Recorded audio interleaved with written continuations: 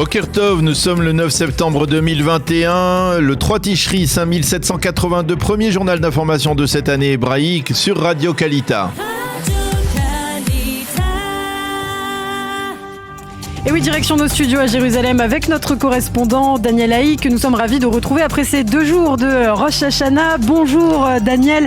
Et ce matin, à la une de l'actualité, on parle toujours de ces forces de sécurité à la recherche des 6 terroristes évadés dans la nuit de dimanche à lundi de la maison d'arrêt de Gilboa. Et oui, Lana, Boker Tov et Shana Tova, la police, le Shin Bet et l'administration pénitentiaire israélien sont mobilisés pour tenter de retrouver la trace de ces 6 évadés qui sont considérés comme particulièrement dangereux. Hier, Tzahal a décidé également de renforcer son déploiement pour appuyer les forces de sécurité civile. L'armée a ainsi arrêté des proches de certains de ces terroristes évadés. La chasse à l'homme se poursuit, mais pour l'instant sans grand succès. Avant-hier, les forces de sécurité ont repéré des indices qui pourraient faire état de la présence des évadés dans un village arabe au nord de la maison d'arrêt de Gilboa, mais pour l'instant, cette piste n'a rien donné.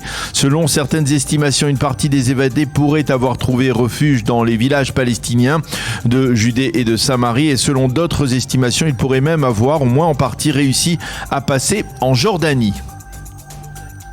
Et puis parallèlement à cette course-poursuite, Daniel, la police enquête pour déterminer les circonstances de cette spectaculaire évasion. En effet, pour l'instant, les enquêteurs de la police ont interrogé 11 gardiens de la prison de Gilboa. 5 d'entre eux ont été interrogés à 2 reprises. La police tente de savoir à travers ces interrogatoires si les terroristes évadés ont bénéficié d'un soutien logistique à l'intérieur ou à l'extérieur de la prison. Par ailleurs, les enquêteurs tentent de répondre à de nombreuses questions suscitées par cette évasion, comme par exemple comment et pourquoi Zecharia Zbeideh, le seul terroriste du Fatah évadé, a-t-il reçu l'autorisation la veille de l'évasion de rejoindre une cellule dans laquelle se trouvaient ses 5 autres compagnons d'escapade, alors que ces 5 autres terroristes appartiennent au djihad islamique, et que la politique de l'administration pénitentiaire en Israël est de séparer les prisonniers qui ne sont pas membres du même mouvement terroriste. Parmi les autres questions, comment l'administration pénitentiaire n'a pas tenu compte d'une enquête de 2014 qui avait fait état d'espaces vides et d'échafaudages précisément en dessous de certaines des cellules de la maison d'arrêt de Gilboa. Pourquoi la patrouille de gardiens qui devait faire le tour de la prison ne l'a pas fait pendant plus de 90 minutes? Et enfin, comment l'une des gardiennes de la prison a pu s'endormir alors que les terroristes sortaient impunément de leur tunnel? Et puis il faut le noter, cette évasion s'est déroulée pendant la fête de Rosh Hashanah, ce qui n'a pas empêché, malgré le déploiement d'une sécurité importante, plusieurs incidents sécuritaires également. Oui, hier soir, les Palestiniens des territoires ont organisé plusieurs rassemblements de soutien aux évadés qui sont, il faut le rappeler et le préciser, devenus les héros de la rue palestinienne. On a assisté à des manifestations à Hebron, à Hawara près de Naplouse, à Bethléem et également dans l'est de Jérusalem, en particulier à proximité de la porte de Damas. Les manifestants ont vanté les mérites des évadés et ont réclamé la libération de tous les détenus palestiniens. En perspective de ces manifestations, le chef d'état-major de Tzahal, Aviv Kochavi, avait décidé de déployer des renforts de troupes en Judée et Samarie. Parallèlement, des émeutes violentes ont éclaté dans plusieurs maisons d'arrêt israéliennes qui renferment des détenus sécuritaires tels que Ktziot et Ramon dans le sud du pays et Megiddo dans le nord. Ces détenus protestent contre l'opération visant à disperser les détenus de la prison de Gilboa dans d'autres maisons d'arrêt.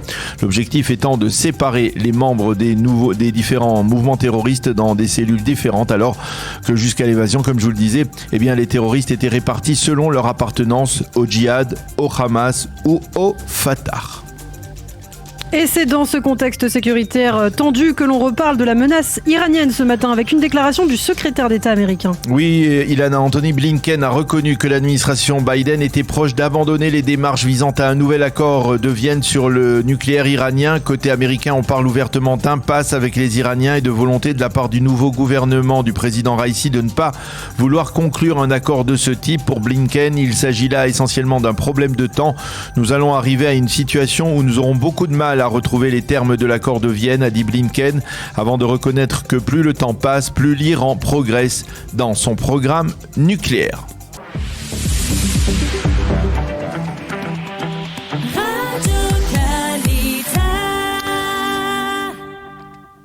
Une page météo pour clôturer ce premier journal d'information. Le temps sera normal pour la saison avec du soleil bien entendu, mais également devant des possibilités de légères pluies éparses le long du littoral israélien. Il fera aujourd'hui 32 degrés à Jérusalem, 30 à Tel Aviv et 39 degrés à Eilat.